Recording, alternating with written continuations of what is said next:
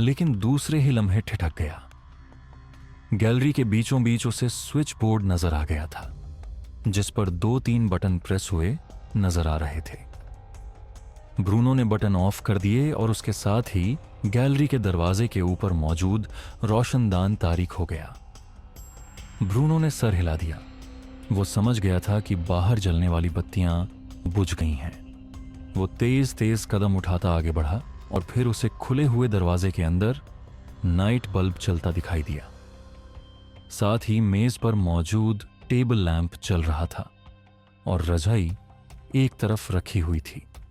Bruno अंदर दाखिल हुआ तो वो समझ गया था कि नौजवान इस कमरे में सो रहा था कि कुत्ते के भौंकने की आवाज सुनकर वो बाहर निकला था।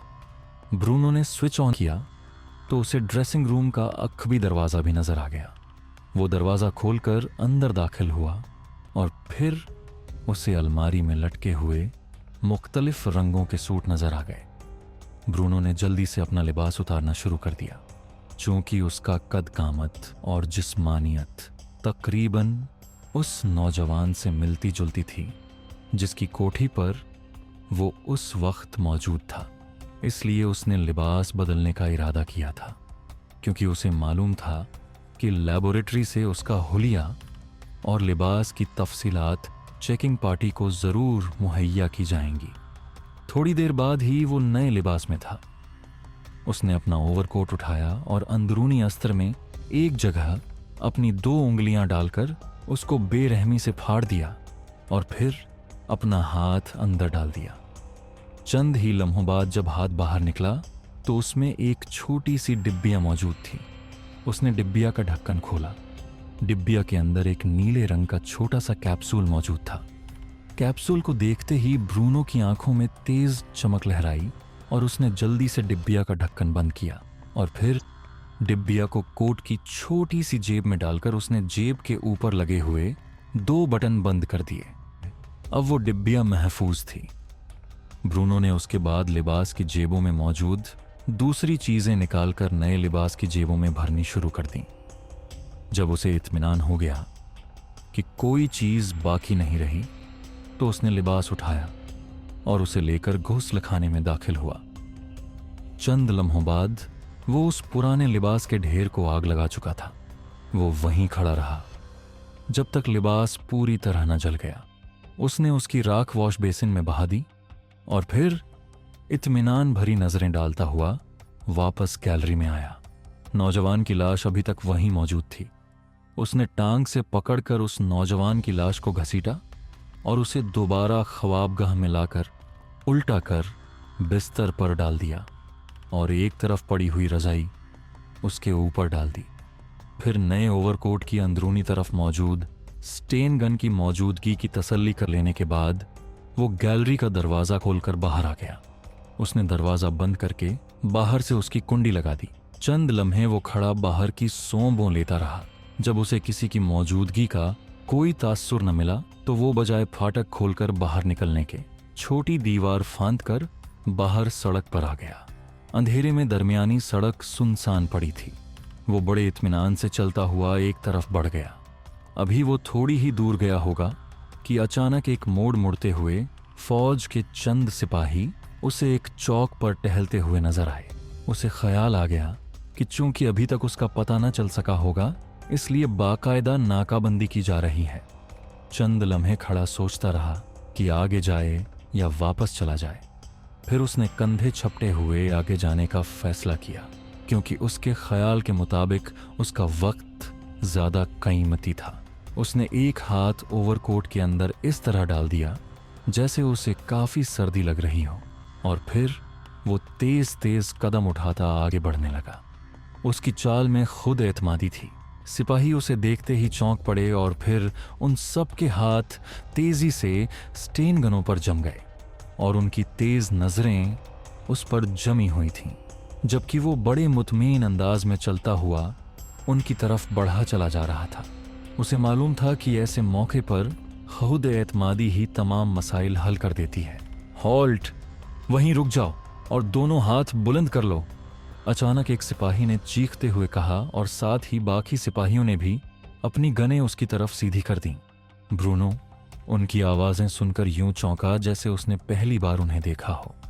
वो अपने आप को उलझे हुए जहन का आदमी जाहिर कर रहा था। क्या हुआ? क्या मतलब? ब्रूनो ने ऐसे चौंकते हुए कहा जैसे उसे सिपाही की बात समझ ही ना आई हो। हाथ उठा लो, सिपाही ने दोबारा कहा। लेकिन क्यों? क्या मैं मुजरिम हूं? एक तो कार और टेलीफोन ने तंग कर रखा है, ऊपर से तुम आ गए हो। क्या मुसीबत है? ब्रूनो ने बुरी तरह झुंझलाते हुए अंदाज में कहा, लेकिन उसने हाथ नहीं उठाए थे। अपनी शिनाख्त कराओ, सिपाही ने इस बार हाथ उठाने का हुक्म देने की बजाय कहा। शिनाख्त? यानी तुम PA2 चीफ मिनिस्टर से शिनाख्त तलब करोगे? तुम अहमक हो या मैं? अरे हां, तुम्हारा भी कोई कसूर नहीं है। मेरी गाड़ी खराब हो गई है और वो कुत्ते की औलाद ड्राइवर भी छुट्टी कर गया और टेलीफोन भी डेड पड़ा है। अरे हां सुनो, मुझे एक इमरजेंसी मीटिंग में जाना है। तुम्हारे पास जीप होगी? मुझे चीफ मिनिस्टर हाउस पहुंचा दो। मैं तुम्हारे कमांडर से तुम्हारी तारीफ करूंगा, प्लीज। ब्रूनो ने और ही दांव खेलते हुए कहा, और उसकी उम्मीद के बिल्कुल मुताबिक चीफ मिनिस्टर और कमांडर का नाम सुनते ही सिपाहियों के तने हुए हाथ ढीले पड़ गए। आप चीफ मिनिस्टर के PA हैं? फिर आप जा सकते हैं। हमारे पास जीप नहीं है, वरना आपको पहुंचा देते, सिपाही ने इस बार मुदब्बाना लहजे में कहा। ओह, क्या मुसीबत है? इतनी अहम मीटिंग है, आज का दिन ही खराब है। अच्छा, टैक्सी मिल जाएगी, ब्रूनो ने झुंझलाए अंदाज में कहा, और फिर बड़बड़ाता हुआ आगे बढ़ता चला गया। सिपाही खामोशी से उसे जाता देखते रहे। जब ब्रूनो चौक पर एक और सड़क मुड़कर उनकी नजरों से ओझल हो गया तो उसने एक लंबी सांस ली। वाकई वो एक और खतरे से बच निकला था। थोड़ी ही दूर उसे टैक्सी मिल गई। होटल चार्ल्स, ब्रूनो ने टैक्सी में बैठते ही कहा। टैक्सी ड्राइवर ने सर हिलाते हुए टैक्सी आगे बढ़ा दी और फिर मुख्तलिफ सड़कों से गुजरने के बाद होटल चार्ल्स की अजीम ओशान 10 मंजिला इमारत के सामने पहुंच चुका था। ब्रूनो नीचे उतरा और उसने एक नोट निकालकर टैक्सी ड्राइवर की तरफ फेंक दिया और फिर बिना मुड़कर देखे वो मेन गेट के अंदर दाखिल हुआ। बाहर लॉबी में ही काउंटर मौजूद था, जिस पर 2 यूनिफॉर्म पहने नौजवान खड़े थे। यस सर, उनमें से एक ने ब्रूनो के करीब पहुंचते ही कारोबारी अंदाज में कहा। मिस्टर डी सिल्वा से मेरी बात कराओ, ब्रूनो ने कदरे हुक्माना लहजे में कहा। मिस्टर सिल्वा? मगर वो तो कोठी पर होंगे और जाहिर है बेडरूम में जा चुके होंगे। आप हमें खिदमत बताइए, नौजवान काउंटर ने चौंकते हुए कहा। मैं जो कह रहा हूं वो करो। उनसे कहो कि ब्रूनो बात करना चाहता है। मुझे यकीन है मेरा नाम सुनते ही वो बिना जूते पहने भागता हुआ यहां आ जाएगा, ब्रूनो ने इंतहाई करख्त लहजे में कहा। सॉरी मिस्टर, हमें ऐसी इजाजत नहीं है, नौजवान ने बुरा सा मुंह बनाते हुए कहा। उसे शायद अपने मालिक के बारे में ब्रूनो का फकरा नागवार गुजरा था। ब्रूनो एक लम्हा गहरी नजर से उसे देखता रहा। अगले ही लम्हे उसने अपने ओवरकोट में हाथ डाला और एक झटके से मशीन गन निकाल ली। जल्दी करो फोन, वरना अभी ढेर कर दूंगा, ब्रूनो ने मशीन गन का रुख उन दोनों की तरफ करते हुए कहा। स्टेन गन को देखते ही दोनों के रंग एकदम जर्द पड़ गए। जल्दी करो, मेरे पास वक्त नहीं है, और सुनो, घबराने की जरूरत नहीं। मिस्टर डी सिल्वा को मैं नहीं बताऊंगा कि तुमने इनकार किया था, वरना हो सकता है कि वो तुम्हें दोनों को बाहर निकाल दे, ब्रूनो ने सख्ती से कहा। अच्छा ठीक है, आप ये गन छुपा लीजिए, हो सकता है वैसे ही चल जाए, नौजवान ने हकलाते हुए कहा। ब्रूनो ने गन वापस कोट के अंदर कर दी। नौजवान ने टेलीफोन का रिसीवर उठाकर जल्दी जल्दी नंबर डायल करने शुरू कर दिए। लीजिए, आप खुद ही बात कर लीजिए, नौजवान ने रिसीवर ब्रूनो की तरफ बढ़ा दिया। ब्रूनो ने मुस्कुराते हुए रिसीवर उठा लिया। दूसरी तरफ लगातार घंटी की आवाज सुनाई दे रही थी। फिर चंद लम्हों बाद एक नींद में डूबी हुई आवाज आई। लहजे में बेहद करख्तगी थी।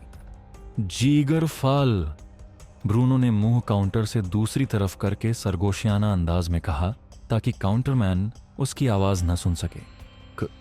क्या? ओह ओह, कहां से? कौन? दूसरी तरफ से बोलने वाला इस तरह बुरी तरह चौंका जैसे उसके जिस्म पर किसी ने कोड़ा मार दिया हो। ब्रूनो 01 स्पेशल, ब्रूनो ने कहा। ओ सर, आप कहां से बोल रहे हैं? डी सिल्वा ने बौखलाए हुए अंदाज में कहा। तुम्हारे होटल चार्ल्स के काउंटर से बोल रहा हूं, फौरन मुझसे मिलो, ब्रूनो ने करख्त लहजे में कहा। यस सर, मैं होटल आ रहा हूं, डी सिल्वा ने जवाब दिया। नहीं, तुम अपनी कार भेज दो, मैं खुद तुम्हारे पास आ जाऊंगा, ब्रूनो ने कहा। ठीक है सर, मैं अभी भेज देता हूं। सर, आप फोन काउंटरमैन को दें, डी सिल्वा ने कहा। ब्रूनो ने मुस्कुराते हुए रिसीवर काउंटरमैन की तरफ बढ़ा दिया।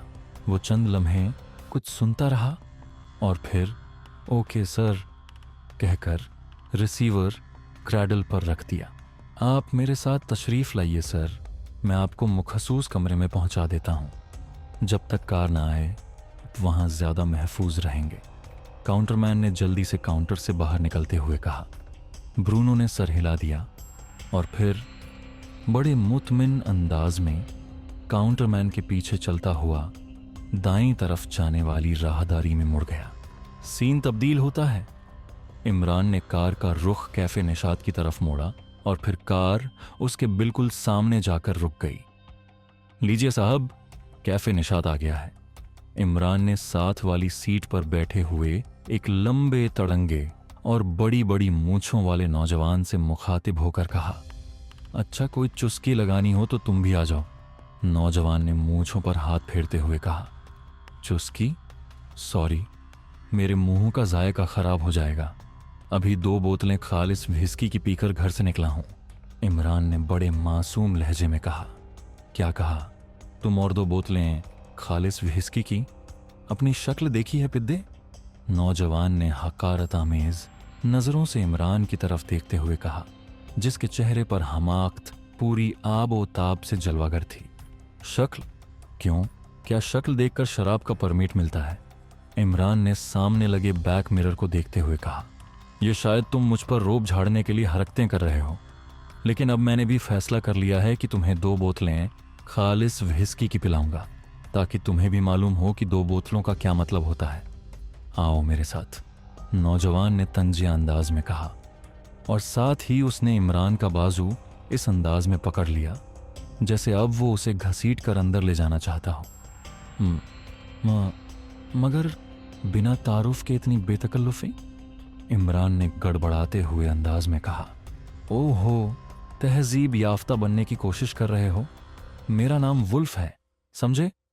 इस दारुल हकूमत का बड़े से बड़ा गुंडा वुल्फ का नाम सुनकर कांपने लगता है, नौजवान ने मजाक उड़ाने वाले लहजे में कहा।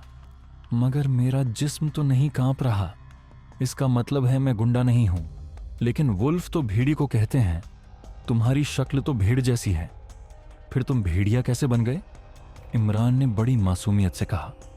तो तुम्हारी ये जुर्रत कि तुम मुझे भेड़ कहो? नौजवान भड़क उठा।